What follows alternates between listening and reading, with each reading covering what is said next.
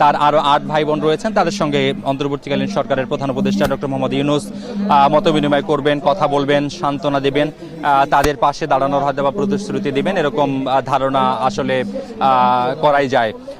যে দোয়া মোনাজাত পরিচালনা করা হচ্ছে, এখানে যারা রয়েছেন আবু সাইদের প্রতিবেশী, বিভিন্ন কলেজ বিশ্ববিদ্যালয় থেকে ছাত্র প্রতিনিধি যারা রয়েছেন, তারাও কিন্তু পার্শ্ববর্তী বিভিন্ন জায়গায় স্থান নিয়েছেন অন্তর্বর্তীকালীন সরকারের যে প্রধান উপদেষ্টা তাকে দেখার জন্য, তার সাথে অভিবাদন বিনিময় করবার জন্য তারা কিন্তু এখানে হাজির হয়েছেন।